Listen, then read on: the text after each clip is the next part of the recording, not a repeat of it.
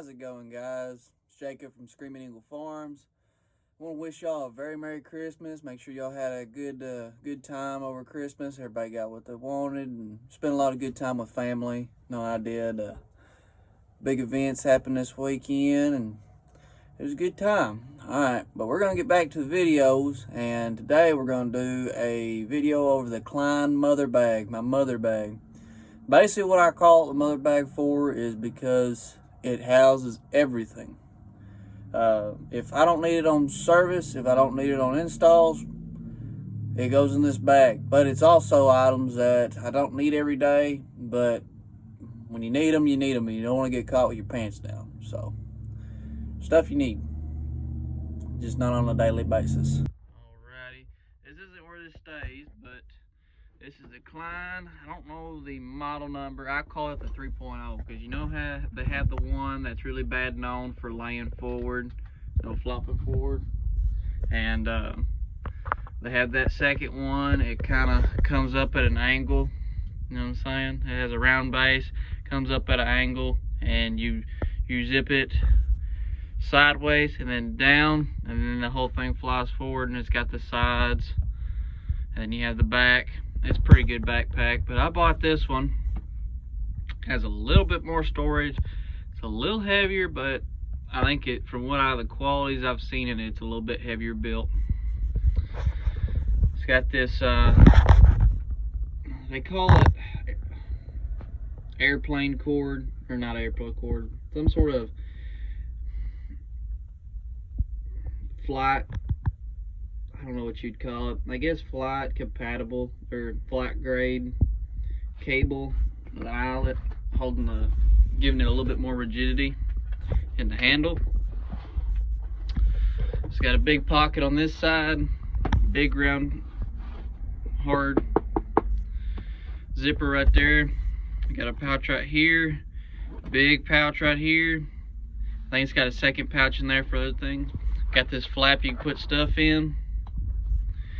Tape measure holder. There's another zip pocket right here. This one's expandable. It's got like a mesh on it that stretches. As far as back padding and holding to you, it's pretty good. It's a little stiff, but it's got a lot of padding, so it's pretty nice. Cool thing about it, it's got this big, I want to say it's steel, maybe aluminum, I don't know, but I think it's steel, and pretty stinking strong. Goes right in there like that for storage. But we'll get into this. I'm gonna start on the outside. Got me a crescent, monkey wrench, pipe wrench, whatever you want to call it, for doing gas lines that are stuck. Most of the time I can get it broke with that blue Klein that flips into a pipe wrench. But this is for the stubborn ones. S-twing. My dad's carried S-twing for years. Some co-workers carried S-twing. I always had whatever hammer I get hold of, or I had a wooden handle hammer with a curved claw on it. This has a straight claw. I just like the ergonomics on it better. But this is a pretty light one. It's a 16 ounce. Can't say enough about it. It's a pretty good hammer. It's first quality first hammer I ever bought, and it's real good stuff. Another S-twing product. Like you see, all of my stuff's engraved with my name on it, just so it doesn't find legs and walk off. Not saying anybody would, but I'm trying to keep everybody honest. Y'all know how I said I like Lufkin tape measures. This is a classic, or the Legacy series. I dropped it.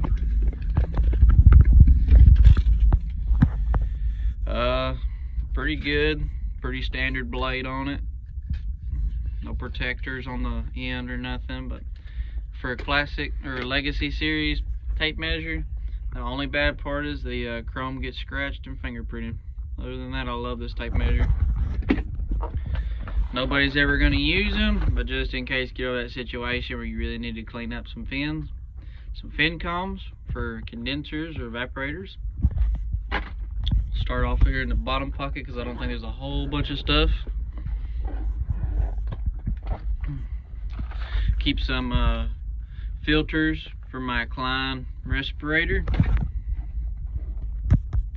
You know how I said I've got that long right angle chuck in the big Vito bag, the TP or OT-MC? Yeah, that one. Look at that, my memory's coming. If you go back and watch that video, you see a right angle chuck that goes in your drill, your impact. This replaces that long flex line, and you put that head into it, and you have a normal right angle chuck, my right angle deal. Put that right back real quick. This can also be going onto the bottom of that head, and you can use it as a handle on the head. I don't think the handle is ergonomically quite as good, so I don't ever use it. Down here, keep me a plumb bob. I've got a small assortment of wrenches, very small, they're Crescent brand, so they're not bad tools. They just, mainly I forget that they're in there. Put that back. This is just a cheap, no-name plumb bob with a string on it. Basically a plumb bob, if you don't know, for younger people, it's just a weight on the bottom of a string. You hold the string to where you're trying to be, and the plumb bob, if it's steady, will show you right where the string is, and it'll show you true center wherever you're at. Up here, one pouch out, is the bag for my hvac meter that you saw, or you haven't seen yet. I carry hvac. I've got some field piece meters. If you talk to a lot of electricians or a lot of older folks that do electrical every day of their life, hvac is a high quality, expensive for sometimes no reason, expensive brand. But hvac, I can't say enough about them. I love my hvac. I haven't done a whole lot of other meters. I've got a Klein tough meter, one of their standard multimeters. I've got a SC60 field piece, and I think I've got the SS something or another. We can take a look at them later. Those are my spares. I keep one of them here in the van as a spare meter, but inside the hvac meter, I'll hold it between my legs and unzip it. Oh, light went off. And we're back. What we got in here? Basically what I have in here is the original set of test leads. I don't like them. They're more of a plastic based coating. I like my silicone leads, and I used, maybe it's in the actual bag now, but I used to carry one of the hvac specific temperature leads. Plugs in the bottom, gives you a temperature reading. I hardly ever use it. I should probably take it out because I've got a bunch of other tools for measuring temperature that it would save some space. Alright, now a lot of people do this, but this is a nitrogen purge regulator. So you hook this guy right there onto the bottom of your nitrogen regulator on your tank. You hook either your gauges or just a straight hose off of here into the unit, and when you weld, you can purge it, and then when you start to braze, you take it down to 3.5 CFM, or 3 to 5 CFM. You purge it to get all the oxygen and stuff out, because what it is when you oxygenate your weld, it creates a soot and probably other materials as you weld as a byproduct. When you get rid of the oxygen and you only have nitrogen, it's a cleaner material. Nitrogen, I believe, doesn't burn. It's pure oxygen that burns the hardest. And so if you clean the contaminants off the pipe and you purge weld, you have a clean bond. You don't put any contaminants in the refrigerant lines, which 95% of the time I think people don't do it because it won't cause a problem most of the time, because they carry filter dryers, and the refrigerant line, when it has a filter dryer, usually it may get clogged up, but I think it's a gamble everybody's risking to go, because this takes a lot of extra time, plus you're using nitrogen constantly. It burns up on nitrogen. You have to do a bunch of installs for this to become even worth it, but it's a good thing to have a hold of. We had a job where we needed it. The customer knew heat and air, and that's what he requested, and yeah, I was eager to try it. And now I like it. When it comes down to it, I like to do it. That's it for that pouch. This guy up here is like a necessities quick draw. Oh, drop something. What was it? What do you think? Oh, brass. This is a Schrader valve remover. You can do it under pressure, so you screw that to where the access port is. You can screw your hose into it. This is open. Push it down, unscrew it, pull it up all the way, and you close it. You unscrew right here and it pulls this whole apparatus out, and usually the Schrader valve will be attached to it. Pretty good tool. When you need it, you need it. When you don't, it's a good Schrader valve tool just to put stuff in. Some Klein screwdrivers. That was for that small set that we had on the OTMC. Some extra bits for DeWalt, Phillips. Unit bit for DeWalt that I don't use because we don't have anything that'll fit it. Temp stat, and this does heat, so you would hook one side to R and the other side to white, and when this reads a certain temperature, it'll turn the heat on, and then when it gets too hot, it'll turn it back off. Much of this other stuff is like a little magnet on the end of a screwdriver, an old screwdriver with a Schrader valve tool that I don't want to get rid of because I'm insane, I guess.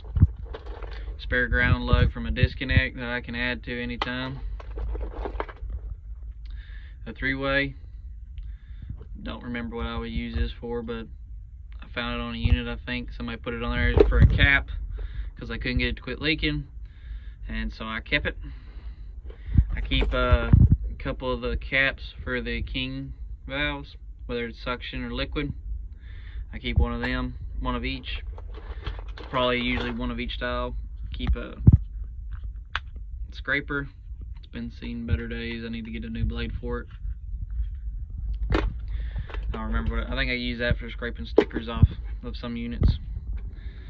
Some random bit that I found. Uses a bag of caps that I've found that can be used from changeouts. Once we take out, if it has some brass caps with O-rings on it, or some of the ream ones that don't take O-ring, that they're just tight fit kind of deal that keeps them from leaking. I do have some mini split gate or ends. They're just a slight bit bigger than the other ones. Some bigger wire nuts, some main lugs from a disconnect, a bunch of screws of manufacturer screws, so like the pewter color ream ones, the 1/4" black from Coleman, some big 5/16 black from Goodman, some ICP golds, just some I've accrued over the years from different companies, doing different brands installing, so I keep a hold of them just because you will lose them. To the main event. In here, first pocket, ECM motor tester. This does not do X13. I've been looking at getting one, but they're like $200 at my local supply house. So this is a Supco brand. Got this as a Christmas gift last year. Pretty good. Pair of scissors. Found these. Free 99. Pretty good. think I keep anything in this pocket. Wasted space, and I put something in there. Cool thing about this bag is this is an insert with a hook eyelet, and it comes out.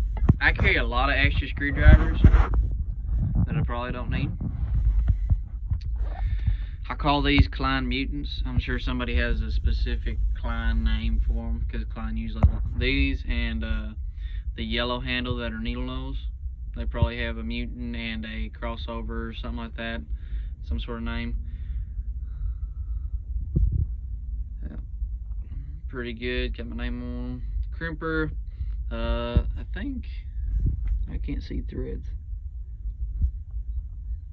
Yeah, it's got the screw thread so you can cut screws. Pretty good. Copper only cable cutters. I didn't read that before I used them, so they've got a little bit of a barb right there. You can feel it when you squeeze them, but they'll still cut some good sized copper wire. Klein Tools key saw, drywall saw. Conduit reamer I bought at Arkansas's world's largest yard sale that we have in Jonesboro. Paid $4 for it, and come to find out, I'm a stupid, and this is just a normal flat blade screwdriver with a conduit reamer on it. Insulated square, I think this is called a Jacobs screw. Number 2, if y'all have the actual name to it, so I can see it, probably won't remember, that'd be great, if y'all feel like I need to know. In here, conduit cutter. Hardly ever mess with conduit, so these usually end up staying in the same spot. Pair of beater channel locks, they're Cobalt brand. They're worse for wear. They've been used and abused. Some Linux. I think this is PVC cutters, but I used to use them for cutting cold whips for condensers. When they're cold, it's harder to slice through them with a pocket knife, so usually do that.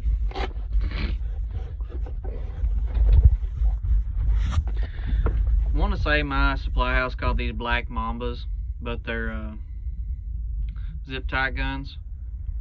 Another piece from Malco, made in the USA. I think that says. I don't think they're actually made in the USA. It's probably like light went off again. Old timer on the light. I think they're probably like Craftsman, where nowadays they have the parts manufactured in a different country, and when they get manufactured, they come and assemble them, a few parts in the USA, and that's how they get around it. Let's get this in a spot where y'all can see it. I've got a lot more screwdrivers than I need, so I carry a lot of extra ones. So we're gonna go through a set of reds. What brand are these? These are Midwests. I like the Midwest ones. These are the only pair I bought personally. These I've had for a long time. Some greens that are Midwest, and these I'm wanting to say are Wiss. Oh, these are Crescent. I guess Crescent owns Wiss now, but these are some yellows. Duck knife. Just got done sharpening it this weekend, so be good sharp for cut some duck work. All people out there saying you don't need to sharpen them, but I sharpen them. Round hole cutter, so you drill you a hole with this where the center of your duck needs to be. Poke this side through, and once you poke it through, you grab the top handle and you spin it with your drill on it, and the drill bit cuts through the sheet metal. Probably needs a new drill bit. I think I found this in the shop, was told to keep it because nobody else is going to use it. I'll just leave it like that. You can see when I pull it out. Can't remember what brand this is. Malco. some small straight hand benders.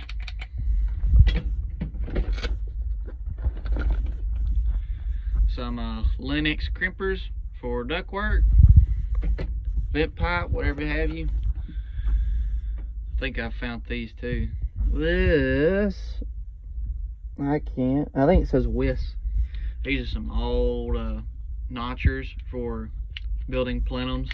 I keep these out here in case I gotta build some plenums for in the field.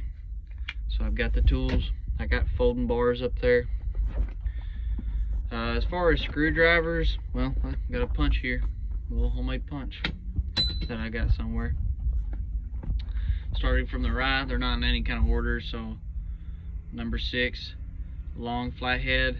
I think I used to carry this in my my change-out bag until the tip broke, and so I moved up to the bigger size. Number 4, I've got 2 sets of most everything, so I bet you this is what I switched up to. There's a number 4. And this insulated, I'm wanting to say it's a 6 then, so it's back to that small head.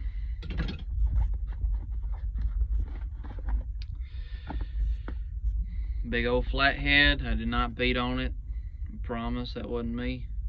Head's just wore out. What's this, a number 6?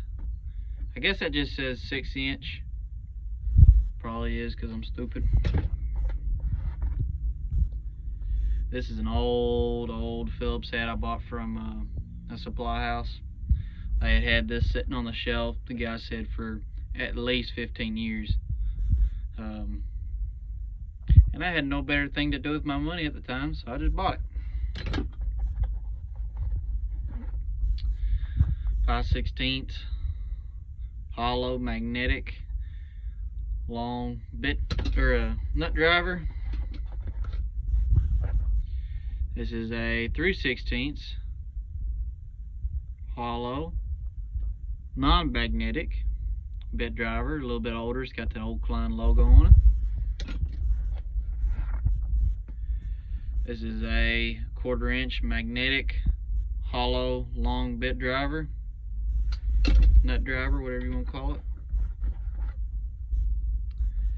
1/4-inch non-magnetic. Does it say magnet? No, it doesn't say magnetic, so it's not magnetic. Shorty, or not that shorty, but a standard length hollow. Now that I'm doing that, I remember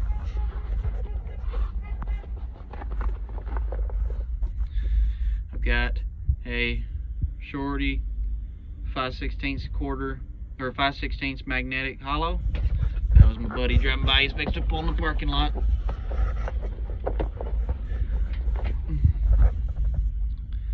Quarter-inch magnetic stubby hollow. Old, bought it with that other Phillips flathead shorty. Got the old Klein logo. Doesn't say tools on it because I didn't have enough room. But they made this one. They made these old ones completely flat on top. So double check, make sure I'm not missing nothing. Other than that, yep, that's my Klein mother's bag, or mother bag. Like I said, it's like the mothership, carries everybody and everything. Everything I don't want to get rid of because I don't dare walk away with it without it. I'll need it when I don't have it. Alrighty guys, so that's end of this video. Ready for the service bag. Once I feel that I've got it up to snuff as far as where I'm going to keep it. We can take a look at the back of the van, kind of get an idea of what I keep, because different areas keep different things. If you're in a real hot climate, might keep more heat oriented stuff. Some places they keep more heat pumps, some places they keep more gas furnace. Some places where you live in a hotter climate, you have to carry more cool stuff.